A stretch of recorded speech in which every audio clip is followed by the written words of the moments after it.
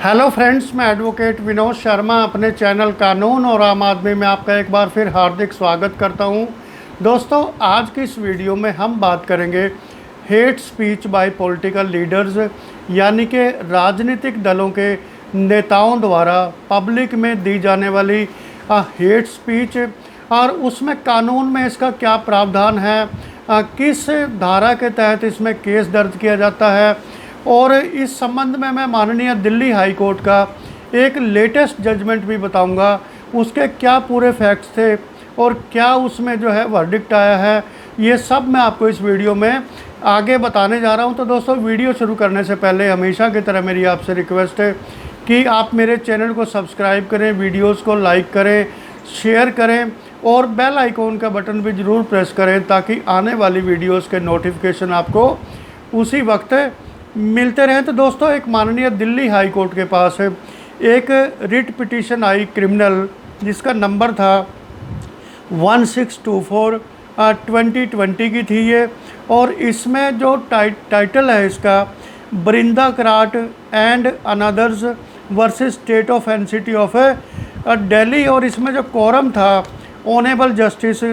चंद्रधारी सिंह, और date of judgement इसकी आई है 13/6/2022 को, जबकि ये रिज़र्व की गई थी जजमेंट 25/3/2022 को। तो दोस्तों, इसमें मोटे तौर पे मैं आपको बताऊं कि जो बरिंदा कराट पटिशनर हैं इस केस में, वो सीपीएम के एक वरिष्ठ नेता है, और उन्होंने एक जो है एप्लीकेशन लगाई थी एडिशनल मेट्रोपॉलिटन मजिस्ट्रेट जो है राउज एवेन्यू कोर्ट दिल्ली में। और उन्होंने आरोप लगाए थे कि भाजपा नेता, जो अब केंद्रीय सूचना और प्रसारण मंत्री भी हैं, अनुराग ठाकुर, और दिल्ली से भाजपा के एमपी परवेश वर्मा ने भड़काऊ भाषण दिए, हेट स्पीचेस दिए, और जो है आपसी दुश्मनी बढ़ाने में उन्होंने जो है कोई कसर नहीं छोड़ी। इसलिए उन पर जो है आईपीसी के तहत केस दर्ज किया जाए। तो दोस्तों, ये फैक्ट्स मैं आपको जो है बताऊं कि 27/1/2020 को मिस्टर अनुराग ठाकुर, जो आई&बी मिनिस्टर हैं और बीजेपी एमपी हैं, allegedly made hate speech at A rally इन रिठाला दिल्ली। अपने रिठाला दिल्ली रैली के दौरान उन्होंने कुछ कथित तौर पर हेट स्पीच दी, जिससे जो है समाज में दुश्मनी बढ़ने के आरोप लगाए गए। और 28/1/2020 को बीजेपी एमपी दिल्ली से परवेश वर्मा ने कुछ भड़काऊ भाषण दिया, और वो बीजेपी के लिए कैंपेन कर रहे थे दिल्ली में। तो इन जो है हेट स्पीचेस के खिलाफ सीपीएम की नेता बरिंदा कराट ने एक कंप्लेंट दी दिल्ली पुलिस को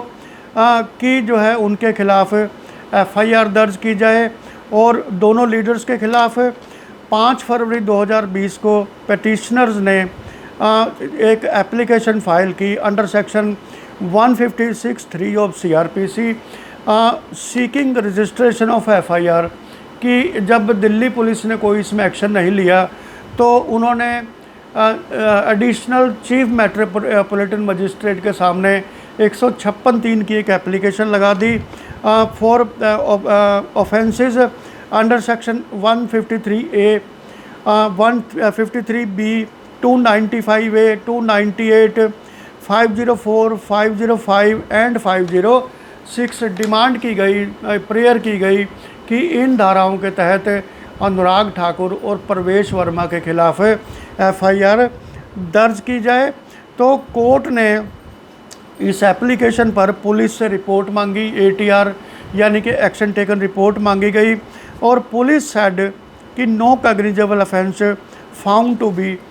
कमिटेड, कि इसमें कोई कॉग्निजेबल ऑफेंस कमिट नहीं किया गया है। और 26 अगस्त 2020 को जो additional chief metropolitan magistrate Delhi ने उनकी एप्लीकेशन को डिसमिस कर दिया on the ground that no previous sanction under section 196 of CRPC was obtained from the competent authority to prosecute the leaders, कि इन नेताओं के खिलाफ कार्रवाई करने के लिए जो पहले CRPC की धारा 196 के तहत जो परमिशन लेनी पड़ती है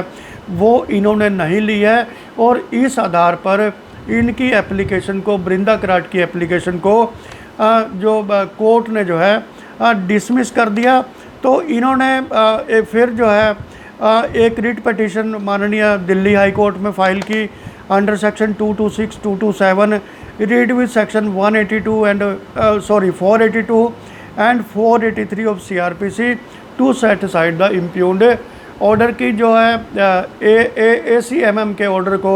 सेट असाइड करने के लिए इन्होंने हाई कोर्ट में एक क्रिमिनल रिट पिटीशन फाइल की। और इसमें दोनों पक्षों को सुनने के बाद माननीय दिल्ली हाई कोर्ट ने जो ऑब्जर्वेशंस दी हैं वो मैं आपके साथ शेयर कर रहा हूँ कि the magistrate can not act as a post office in forwarding such a complaint for investigation की जो कोर्ट है, जो ट्रायल कोर्ट है, उसको एक पोस्ट ऑफिस नहीं समझा जाना चाहिए कि वो इस तरह की कंप्लेंट को डायरेक्टली इन्वेस्टिगेशन के लिए पुलिस को फॉरवर्ड कर दें और FIR दर्ज करने के उसमें आदेश कर दें। Upon dismissal of complaint bye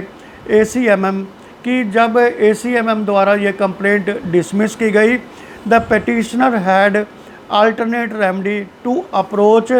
revisional court कि उनको डायरेक्ट हाई कोर्ट आने के बजाय रिविजनल कोर्ट में जाना चाहिए था, यानी कि सेशन कोर्ट में जाना चाहिए था against the impugned order rather than filing writ petition in the high court directly. और instant petition despite being maintainable कि ये पिटीशन मेंटेनेबल है लेकिन does not warrant to exercise of writ jurisdiction of this court. लेकिन ये जो writ petition है ये मेंटेनेबल है, लेकिन ये कोर्ट की जुरिस्डिक्शन को वारंट नहीं कर सकती कि इसमें जो है कोर्ट कोई इसमें एक्शन ले, since no rights whether fundamental और लीगल स्टैंड वायलेटेड, क्योंकि इसमें कोई भी राइट्स, चाहे वो फंडामेंटल राइट हैं और या वो जो है लीगल राइट्स हैं, वो वायलेट नहीं होते पिटिशनर्स के, इसलिए इसमें जो रिट की जुरिस्डिक्शन वो इन्वोक नहीं की जा सकती। दूसरा इसमें पॉइंट है कि there is no gross illegality committed in the entire proceedings in the court below कि ACMM की कोर्ट में कोई भी ऐसी इलीगैलिटी नहीं पाई गई उनकी प्रोसीडिंग्स में कि जो है रिट का जुरिस्डिक्शन इन्वोक किया जा सके। तीसरा इसमें था the petitioners have failed to follow prescribed mechanism under the code, यानी कि जो पिटिशनर्स हैं उन्होंने जो CRPC का जो कोड है या जो है 196 की परमिशन नहीं ली, उन्होंने प्रेस्क्राइब जो प्रोसीजर था उसको फॉलो नहीं किया, मैकेनिज़्म को फॉलो नहीं किया, इसलिए ये रिट पर जो है जुरिस्डिक्शन नहीं बनता। And did not avail alternative remedy, और वो सेशन कोर्ट में जाने के बजाय सीधे हाई कोर्ट में रिट फाइल करते हैं, उनको जो है अल्टरनेटिव रेमेडी भी अवेल करनी चाहिए थी। And petitioners fail to satisfy court, जो पिटिशनर्स है वो कोई भी जो है कोर्ट को सेटिस्फाई नहीं कर पाए। And no case is made out, और कोई भी ऐसा केस नहीं बनता वारंटिंग द इंटरवेंशन ऑफ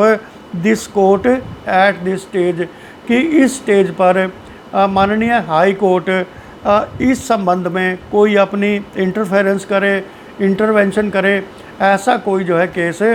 नहीं बनता। तो माननीय दिल्ली हाई कोर्ट ने इस रेट पिटीशन को खारिज कर दिया, डिसमिस कर दिया, और